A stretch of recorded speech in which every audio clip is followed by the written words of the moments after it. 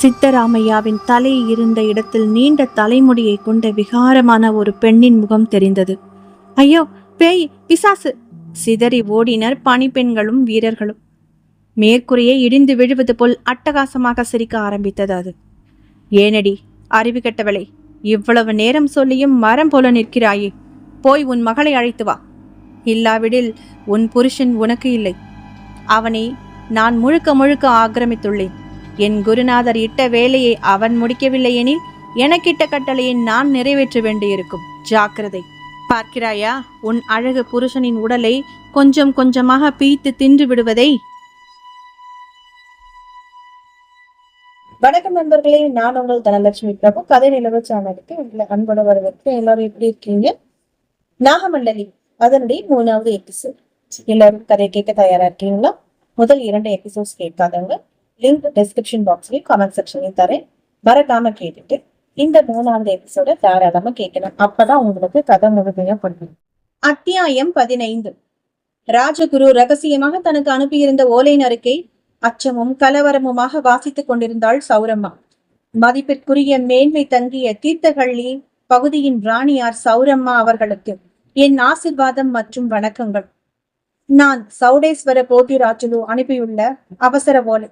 இதை நிரம்பவும் கவனமாகவும் எச்சரிக்கையாகவும் வாசிக்கவும். இப்பவும் நம் மன்னர் அந்த கெம்பண்ணா என்ற காலகேயனி, ஆம், அவனது உண்மையான பெயர் அதுதான், பயங்கரமான மகா மாந்திரிகனின் பிடியில், வசிய பிடியில் இருப்பதாக நான் அறிகிறேன். அவனுடைய உள்நோக்கம் இன்னதென்று அறிய நான் அனுப்பிய என்னுடைய ரகசிய உளவாளிகளை அவன் வெட்டி கொன்று விட்டான்.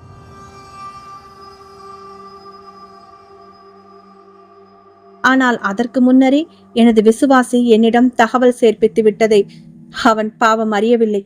அவன் அதை அறிவதற்கு முன்பு நான் அவனுடைய அந்த பயங்கர செயலை முறியடிக்க சந்திரகிரி மலைக்கு செல்கிறேன். அங்கேதான் மகான் நாகேந்திர கருணாகரர் தங்கி தவம் இயற்றுவதாக கேள்வி. அவர் எப்படியாவது நான் சந்தித்து இது விஷயமாக உதவியை நாட வேண்டும். அம்மையாரே, ஒற்றன் அனுப்பிய அந்த பயங்கர தகவல் இதுதான். மனதை திடப்படுத்திக் கொள்ளுங்கள் தாயே. அந்த காலகேயின் மந்திரவாதி சர்வ சித்திகள் பெற பெரும் முயற்சி எடுத்து அதற்கான மந்திர உபாசனைகள் செய்ததில் அவனுக்கு ஒரு உண்மை தெரிய வந்துள்ளது. அதாவது தெய்வங்களின் சாநித்தியங்கள் நிறைந்துள்ள சிறிய கிராம கோவில்களில் குடிக்கொண்டுள்ள கிராம தேவதைகளின் சக்தி ஆவாகனம் செய்யப்பட்டுள்ள சக்தி சின்னங்களை கைப்பற்றி கொண்டு அவற்றின் அளப்பரிய சக்திகளை கபலீகரம் செய்து மகாசக்தி அடைவதுதான் அந்த குறுக்கு வழி. அவ்விதம் சில ஸ்தல மூர்த்திகளின் சக்தி சின்னங்களையும் கைப்பற்றிவிட்டு அந்த ஸ்தல காவல் தெய்வங்களுக்கு மந்திர கட்டும் போட்டுவிட்டானாம். அடுத்த ஒரு முயற்சியாக அவன் நம்முடைய தீர்த்தகள்ளி மலையின் காவல் தெய்வமான நாகராஜர் நாகப்பர் கோவிலை குறிவைத்து வந்துள்ளான். நாகப்பரின் சக்தி அம்சம் அடங்கியுள்ள சொர்ண உற்சவ விக்கிரகம்தான் அவனுடைய குறிக்கோள். ஆனால் அவனால் அவ்வளவு சுலபமாக கோவில் எல்லைக்குள் நுழைய முடியவில்லை. காரணம், அங்கு குடிக்கொண்டுள்ள தெய்வ சக்தி வாய்ந்த உயிருள்ள நாகங்கள் தான். கோவிலின் காவல் தெய்வங்களான சர்ப்பங்களை மீறி அவனால் துர்செயல்களை செய்ய முடியவில்லை. எனவே நம் மன்னரிடம் பழைய நட்பை புதுப்பித்துக் கொண்டு அவன் அந்த சர்ப்பங்களை பந்தனம் செய்யும் முகமாக நாகபந்தன பூஜையை தொடங்க போகிறானாம். அவ்வாறு அவன் அந்த பூஜையை செய்ய யாரை தேர்ந்தெடுத்திருக்கிறான் தெரியுமா? நம் இளவரசி நாகப்பிரபா அவர்களைத்தான். 7 வயது பால கன்னியான இளவரசி எந்த சர்ப்ப தெய்வங்களின் அருளால் பிறந்தார்களோ அவர்களை வைத்தேதான் அதை செய்து அவற்றை கட்டுப்படுத்தியோ அல்லது அழித்தோ இந்த துர்செயலை செய்ய போகிறானா. அதற்கு நிச்சயமாக மன்னர் உதவுவார். ஏனெனில் அவர் தன் வசம் இப்பொழுது இல்லை. குலதெய்வத்தையே கட்டுப்படுத்தி தெய்வீக நாகங்களை அழிக்க நினைக்கும் ஒருவனுக்கு நம் மன்னர் உதவினார் என்றால் அது எவ்வளவு பெரிய அழிவுக்கு வழிவகுக்கும். ராஜ்யத்துக்கு எவ்வளவு பெரிய கேடாகும். வம்சம் என்பதே இல்லாமல் அழியச் செய்யுமே. குலதெய்வ கோபத்துக்கு ஆளாக நேரிடுமே. அந்த துர்மந்திரவாதி அவ்விதம் செய்துவிட்டு சிலையுடன் வேறு இடத்திற்கு அகன்று விடுவான். ஆனால் தெய்வீக சாநித்தியம் அகன்றுவிட்டால் நம் நாட்டின் நிலைமையும் ராஜ குடும்பத்தின் நிலைமையும் பயங்கரமானதாகிவிடும். அதை தடுப்பதற்காகத்தான் நான் கிளம்பியுள்ளேன். அரசியாரே, ஒருவேளை இதுவே என் இறுதி பயணமாகவும் கூட இருக்கலாம். அப்படி ஏதாவது எனக்கு ஆகிவிட்டால் தாங்கள் சற்றும் தாமதியாமல் மந்திரி, சேனாதிபதியார் மற்றும் சில ராஜ விசுவாசிகளை அழைத்து கொண்டு சந்திரகிரிக்கு பயணம் மேற்கொண்டு மகானை சந்தித்து உதவி கோருங்கள். தற்சமயம் இதை தவிர வேறு உபாயம் இல்லை. துர்மந்திர சக்தியை தெய்வீக மகான்களின் மூலம்தான் நாம் அடக்க முடியும். குழந்தைகளுக்கு என் ஆசீர்வாதங்கள். இளவரசியாரை பத்திரப்படுத்துங்கள், வருகிறேன். ராஜகுருவாகிய ராஜ விஸ்வாசி சௌடேஸ்வர போத்திராஜுலு. ஓலையை சௌரம்மா படித்து முடிக்கவே சற்று நேரத்திற்குள்ளேயே அந்தப்புற வாசலில் அரவம் கேட்டது. மன்னர் பராக் பராக் கட்டியக்காரனின் குரல். சட்டென ஓலையை மடித்து கட்டிலின் பஞ்சனையின் அடியில் மறைத்து வைத்தவாறே திரும்பினாள் சௌரம்மா. மன்னர் சித்தராமையா நின்று கொண்டிருந்தார். மன்னனை பார்த்த சௌரம்மாவுக்கு தூக்கி வாரி போட்டது. அத்தியாயம் 16. நின்று கொண்டிருந்த மன்னனின் முகம் பாறை போல் இறுகி இருந்தது. கண்கள் இமைக்காமல் அகண்டிருந்தன.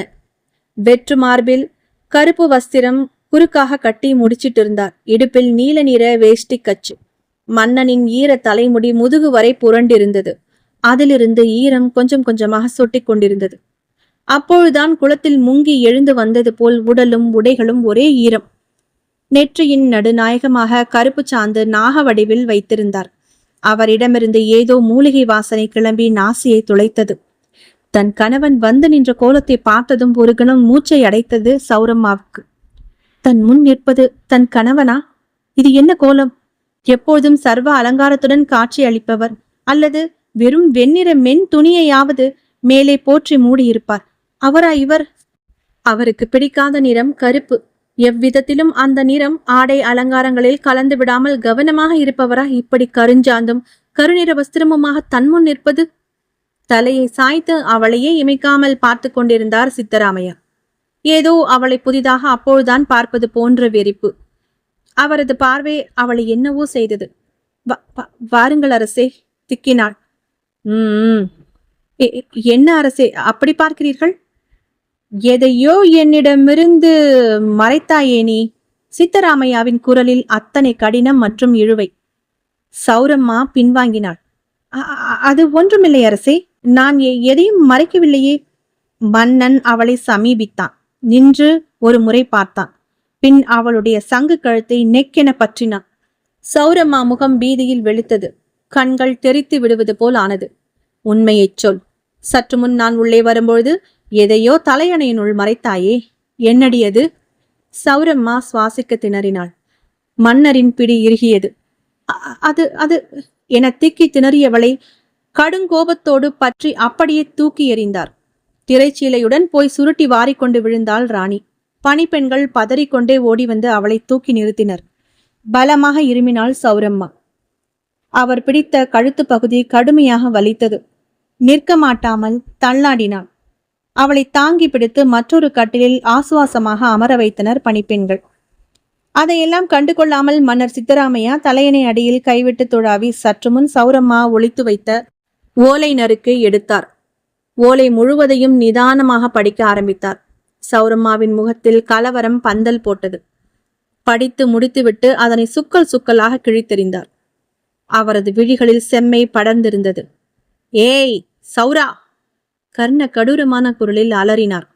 அவரது குரலை கேட்ட மாத்திரத்தில் பணிப்பெண்கள் நடுநடுங்கி போயினர். உடல் நடுங்க அமர்ந்திருந்த கட்டிலில் இருந்து எழுந்து நின்றாள் சௌரம்மா. இல்லிபா! உரக்க கத்தினார். ஏன்றி? தடுமாறினாள். இதேனு இல்லா என்று கூரை இடிந்து விழுவது போல் அலறிய மன்னரை நோக்கி உடல் நடுங்க வந்தாள் சௌரம்மா. இப்படி ஒரு கடினமான முகபாவமும் குரலும் தோற்றமுமாக தன் மனதிற்கினிய கணவரை இதற்கு முன் கண்டிராத அந்த பேதை பெண்ணின் விழிகளிலிருந்து நீர் கரகரவென வழிந்தது. ஏனோ மன்னரை நெருங்கவே அச்சமாயிருந்தது அவளுக்கு. தன் எதிரே பற்களை கடித்தபடி நிற்பது கணவன் அல்லவோ என்ற சந்தேகத்துடன் சற்று தள்ளியே தூரமாக நின்றாள். இதெல்லாம் என்ன? கிழித்து போட்ட ஓலையை கை காட்டி மீண்டும் அதட்டினார் மன்னர் அவளை பார்த்து. எவ்வளவு நாட்களாக நடக்கிறது இந்த ஓலை விழுத்தூது? எனக்கு தெரியாமல் கிழவன் மீது காதலா? எத்தனை நாளாக நடக்கிறது இந்த கூத்து? இளவரசியாரை பத்திரமாக பார்த்து கொள்வதாமே, அத்தனை கரிசனமா? அவள் என்ன அந்த கிழட்டு நாய்க்கு பிறந்தவளா? ஐயோ! விஷ அம்பு தைத்தது போல் துடித்து போய் காதுகளை மூடிக்கொண்டு அலறினாள் சௌரம்மா. ஏன்றி ஏன்றி ஏன் இப்படியெல்லாம் விஷ வார்த்தைகளை அம்புகளாக என் மேல் பாய்ச்சுகிறீர்கள்? கண்ணீர் விழி படலத்தை மறைக்க கதறினாள். பசப்பாதே, அப்போதே என் நண்பன் சொன்னான், இந்நேரம் அந்த ராஜகுரு உன் மனைவிக்கு ஓலை அனுப்பியிருப்பான் பார் என. அதன் பிறகாவது நான் சொல்வதை நம்புவா என்றான். அவ்வாறே ஆயிற்று. நாட்டின் மன்னன் நான் இருக்க என் மனைவிக்கு என்னடி அவன் ஓலை அனுப்புவது? ஆம், என் நண்பன் காலகேயன். அவன் மகா மாந்திரிகன், அது உண்மை. அவன் சர்ப்ப பந்தன பூஜை செய்து நம் குலதெய்வ நாகங்களை கட்டுப்படுத்த போவதும் உண்மை. அதற்கு சொல்லப்பட்ட காரணம்தான் வேறு. நான் கேட்டுக்கொண்டதற்கு இணங்கத்தான் அவன் இவ்வாறு செய்கிறான். அந்நிய படையெடுப்புக்கு நம் நாடு ஆளாகாமல் இருக்கவும், நம் சமஸ்தானம் என்றென்றும் நிலையாக இருக்கவும், குறுநில மன்னனாகிய நான் மன்னனாக ஆட்சி செய்யவும் நான் வழி கேட்டதற்கு இணங்கத்தான் அவன் இவ்வளவு பெரிய விஷயத்தை எனக்காக செய்ய முன் வந்திருக்கிறான். அன்றும் அப்படித்தான். குருகுல வாசத்தின் போதும் கடைசி வருடத்தில் ஒரு நாள் எனக்காக நான் கேட்டேன் என்றதற்காக செத்து போன என் ஆசை கிளிக்கு உயிர் கொடுக்க ஒரு பிரயோகம் செய்தான். அந்த வித்தை சற்று பிசகி ஆசிரம சேவகியை தாக்க அவள் செத்து தொலைந்தாள். குற்றம் முழுமையும் எனக்காகவே அவன் ஏற்றுக்கொண்டு தண்டனையும் அடைந்தான். அப்பேற்பட்ட அவன் என்னிடம் கேட்டது ஒன்றே ஒன்றுதான், அந்த சொர்ண சர்ப்ப விக்கிரகம். அதை கொடுத்துவிட்டால் எனக்காக நான் கேட்பவற்றை அவன் செய்ய தயாராக உள்ளான். இது ஒரு கொடுக்கல் வாங்கல், அவ்வளவுதான். அந்த சிலைக்கு பதில் வேறு புதிய தங்கச் சிலையை செய்து கோவிலினுள் வைத்தால் போயிற்று. அதனால் என்ன ஆகிவிடப் போகிறது? எல்லாம் முடிந்து 1008 சர்ப்பசாந்தி பூஜை செய்து நாகமண்டலி யாகமும் செய்தால் எல்லா தோஷங்களும் நிவர்த்தியாகிவிடும் என காலகேயன் சொல்லி இருக்கிறான். நீ இனிமேல் இந்த மாதிரி ராஜாங்க காரியங்களில் தலையிடும் வேலையை வைத்துக் கொள்ளாதே. சரி சரி, எங்கே நாகப்பிரபா? அவளை அழைத்து வா. யாகத்திற்கு நேரமாகிறது. முக்கியமான அந்த யாகம் அவளை கொண்டுதான் நிறைவேறப் போகிறது. வர சொல். அதுவரை சித்தராமையா சொன்னதையெல்லாம் மூச்சு விடாமல் கேட்டுக்கொண்டு தூணோடு ஒரு தூணாக தான் நின்றபடி சிலையாக ஸ்தம்பித்து போய் நின்றிருந்த சௌரம்மா நாகப்பிரபாவை மன்னன் கேட்டதும் சட்டென சுதாரித்துக் கொண்டாள். உணர்வுக்கு வந்தாள். கண்களில் நீர் மல்க மன்னனை பார்த்து கையெடுத்து கும்பிட்டாள். அரசே, தயவு செய்து நான் சொல்வதை சற்று பொறுமையுடன் கேட்க வேண்டுகிறேன். சாத்வீகமான தெய்வ நம்பிக்கையில் வாழ்வது தங்களுடைய அரச குடும்பம். இப்படி அபிச்சார கிரியைகளில் நுழைந்து பலன்கள் கிட்டினாலும் அது நிரந்தரம் இல்லை, உடனே அழிந்து போகும். அத்துடன் அதில் ஈடுபட்டவர்களையும் அழித்து மண்ணோடு மண்ணாக்கிவிடும்.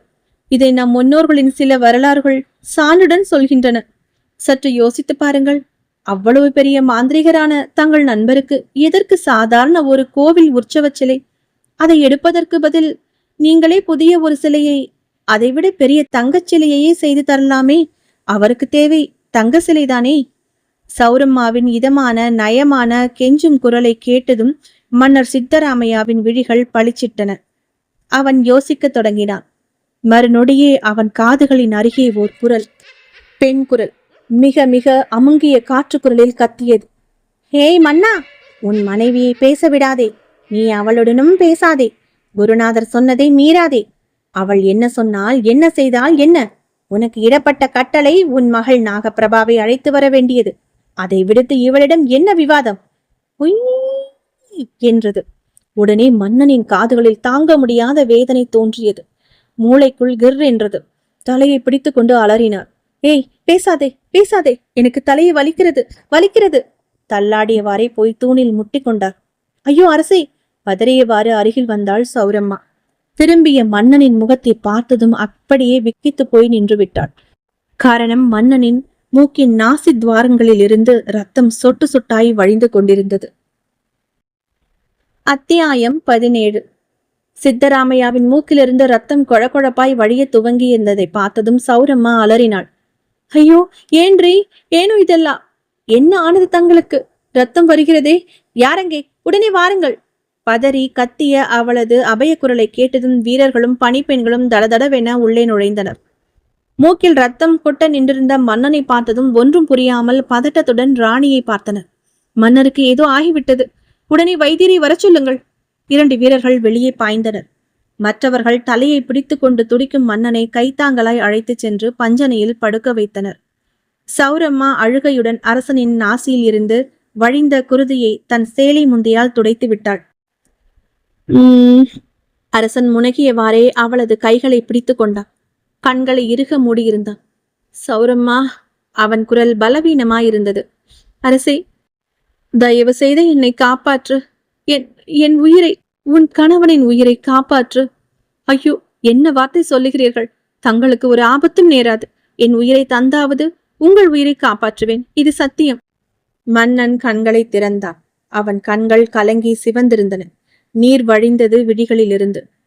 ஐயோ, என் கண்ணாளனின் கண்களில் இதென்ன கண்ணீர்? பதறியவாறு அதனை துடைத்து விட்டாள் அவள்.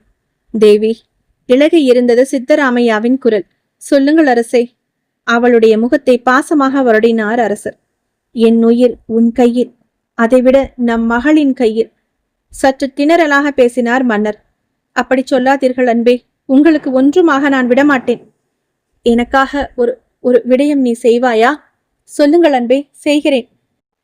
தயவு செய்து எந்த மறுமொழியும் சொல்லாமல் நீ நம் மகள் நாகப்பிரபாவை என்னுடன் அனுப்ப வேண்டும்.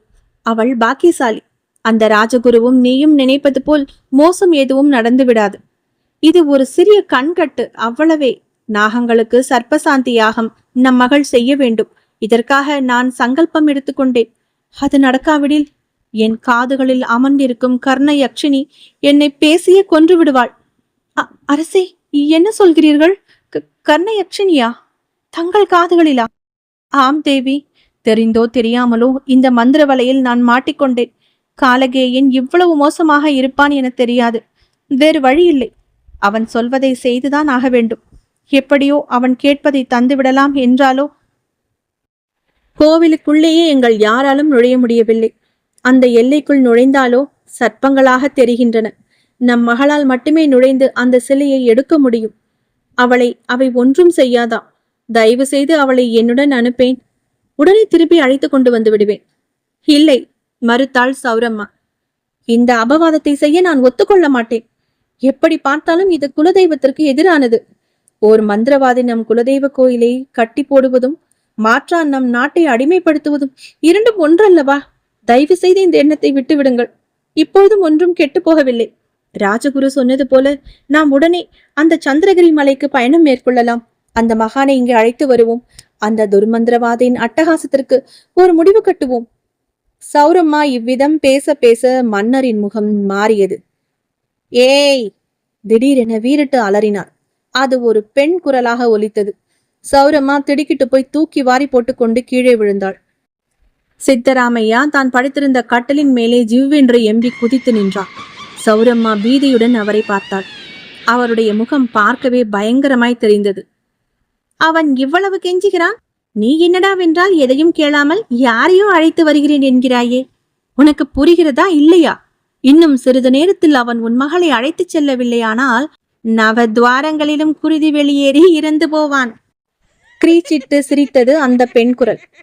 பெண் குரலில் சித்தராமையா பேசியதை கேட்டு அதிர்ந்து போயினர் அங்கிருந்த அனைவருமே. சௌரம்மாவோ வெலவெலத்து போனாள். அரசே, நீங்கள் உங்கள் குரல் ஏன் இப்படி ஒலிக்கிறது?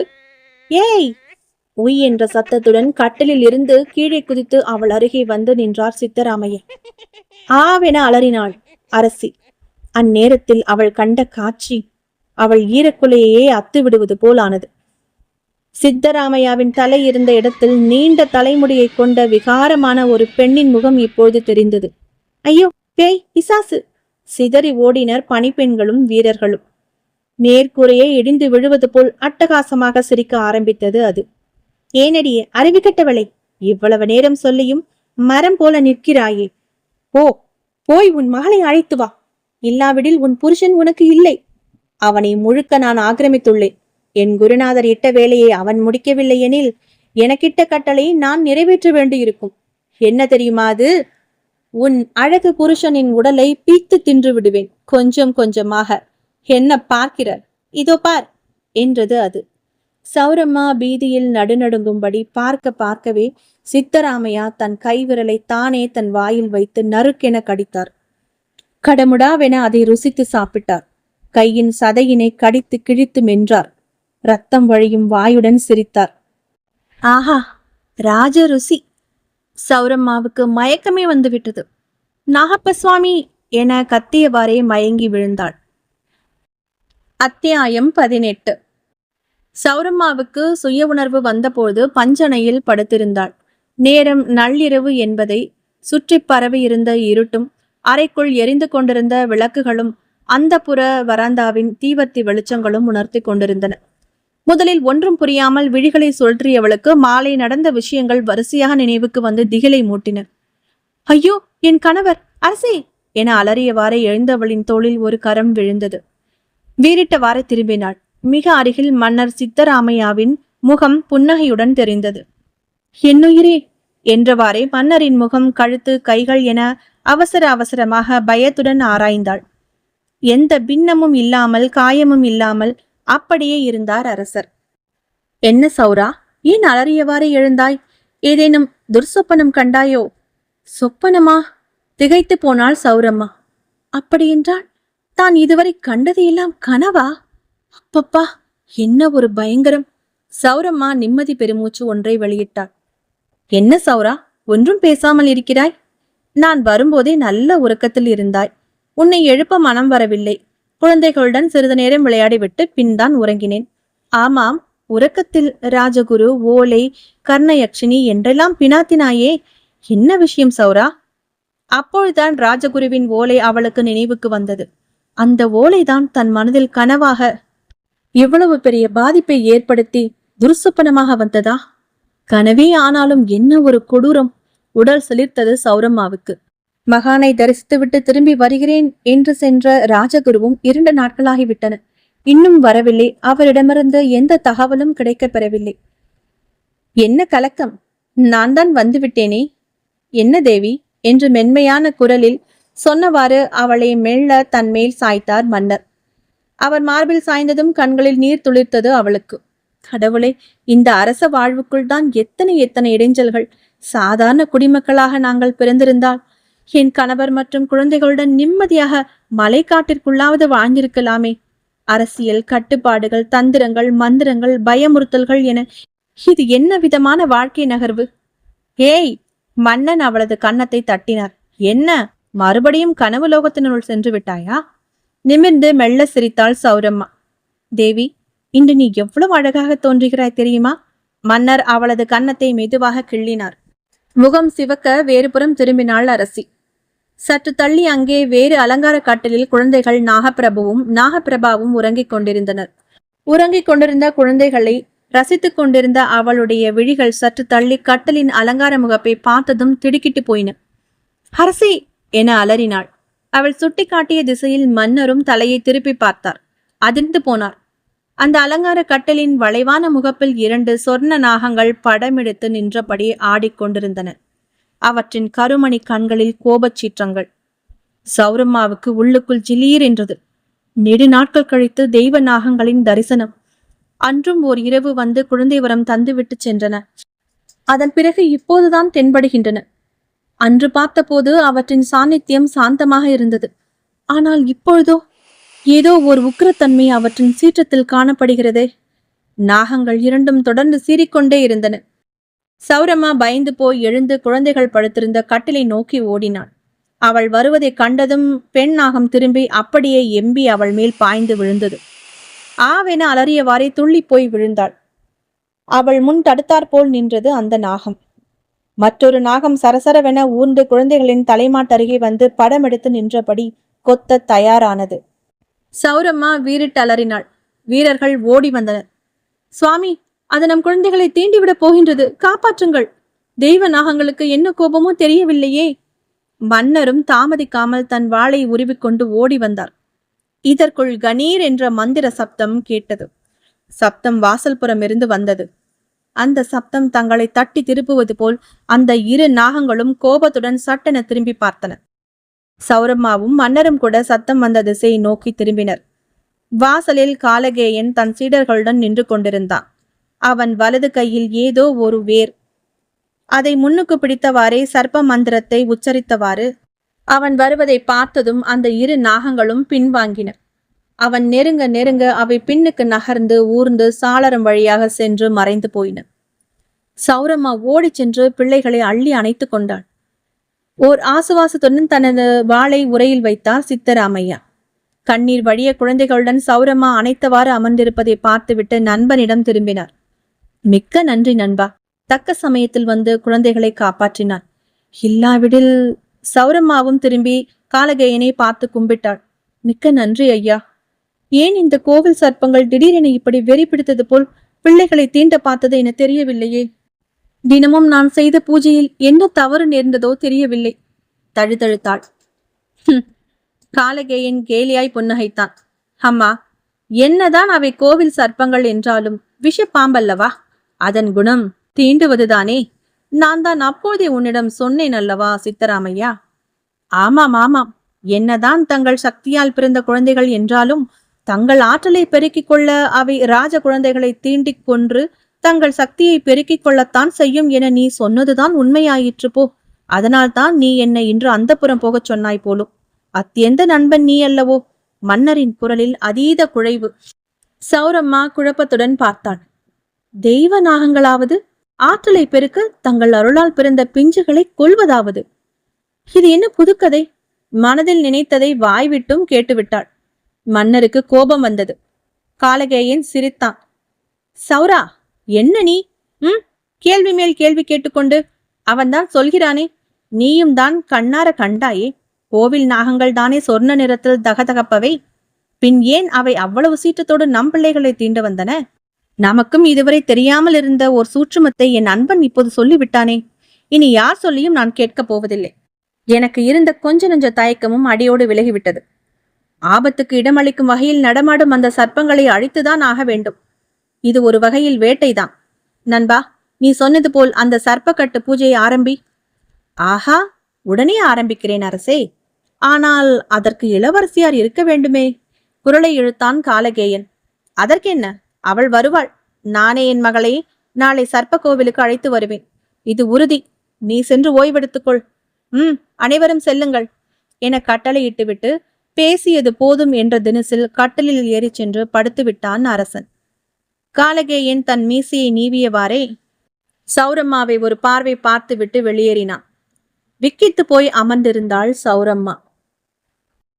அத்தியாயம் 19. காலகேயன் அரண்மனையை விட்டு வெளியேறி நடந்தான். பின்னாலேயே பொம்மை போல் தொடர்ந்தனர் சீடர்கள். சற்று தூரம் நடந்திருப்பான். பின்னால்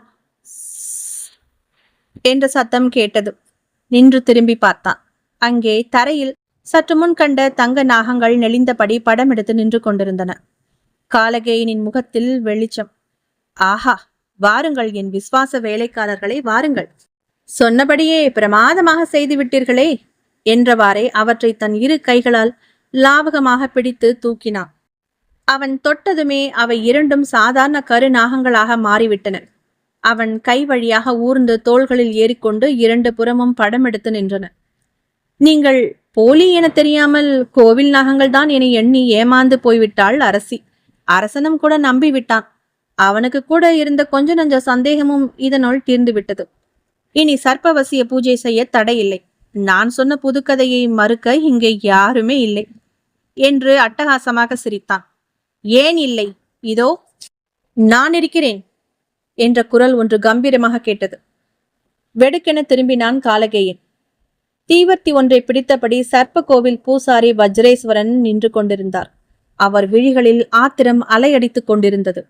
ஒரு கணம் காலகேயன் திகைத்து போய் நின்றான். நீ செய்யும் அட்டூழியங்களை எல்லாம் நான் பார்த்து கொண்டுதான் இருக்கிறேன். நான் மட்டுமல்ல, ஊர் மக்களும் தான். தீவர்த்திகளை பிடித்தவாறு இன்னும் நிறைய பேர் அந்த இடத்திற்கு வந்து சேர்ந்தனர். சற்று நேரத்தில் ஊர் மக்கள் பாதி பேர் அங்கே நின்று கொண்டிருப்பது தெரிந்தது.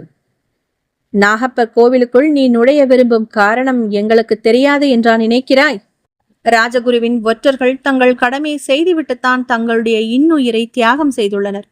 எங்கள் குலதெய்வமாக விளங்கும் நாகப்பர் கோவிலின் சக்தி வாய்ந்த சொர்ண விக்கிரகத்திற்காகத்தானே நீ மன்னனுடனான பழைய சிநேகத்தை புதுப்பித்துக் கொண்டுள்ளாய்.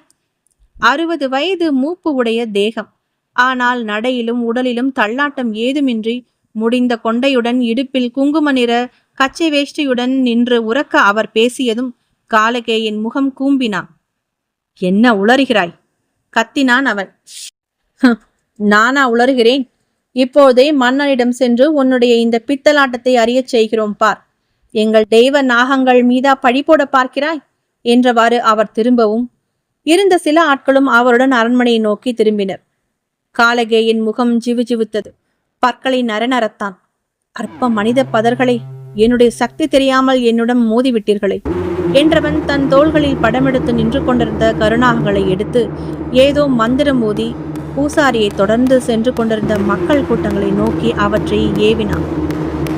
அவ்வாறு அவன் வீசி எறிந்த அந்த மாய நாகங்கள் பல நாகங்களாக உருமாறி தொப் தொப்பென அவர்கள் மீது விழுந்தன. அலறி கத்தியவாறு மக்கள் கூட்டம் சிதறி ஓடத் துவங்கியது. பூசாரி வஜ்ரேஸ்வரன் கத்தினார், யாரும் பயப்படாதீர்கள், இவை வெறும் மாயாஜாலம் மட்டுமே, பயப்படாமல் முன்னேறுங்கள். இதற்குள் ஓர் நீண்ட கருநாகம் அவரது காலை சுற்றி கொண்டு அவர் காலில் ஒரே போடு போட்டது. நாகசுவாமி! காடே அதிர அலறினார் பூசாரி. விஷம் அவர் உடலில் விறுவிறுவென ஏற ஆரம்பித்து வாயில் நுரை தள்ள தடால் என கீழே சாய்ந்தார். கூட்டம் அதிர்ச்சியில் வாய் பிளந்து இமைக்க மறந்தது. காலகேயன் இடி இடி என சிரிக்க ஆரம்பித்தான். என்ன நண்பர்களே, இந்த எபிசோட் எப்படி இருந்தது? கமெண்ட் செக்ஷனில் உங்கள் கருத்துக்களை மறக்காமல் பதிவு பண்ணுங்கள். அதோட முக்கியமான விஷயம், சேனலை சப்ஸ்கிரைப் பண்ண மறந்துடாதீங்க. லைக் பண்ணுங்கள், ஷேர் பண்ணுங்கள். அதோட ஹைப் அப்படின்ற ஆப்ஷன் அழுத்தி உங்கள் பாயிண்ட்ஸ்களை நீங்கள் எனக்கு கொடுக்கலாம். இந்த நாகமண்டலியை முழு நாவலை அப்லோட் பண்ணதுக்கப்புறம் சித்தாரா நாவலையும் முழு நாவலாகவே நான் பதிவு பண்ணுறேன். அதுக்கப்புறம் முடிஞ்ச வரைக்கும் தடங்கள் இல்லாமல் நிறைய கதைகளை பதிவு பண்ண முயற்சி பண்ணுறேன். மீண்டும் நாகமண்டலியோட கடைசி எபிசோடில் உங்களை சந்திக்கிறேன். நன்றி, வணக்கம்.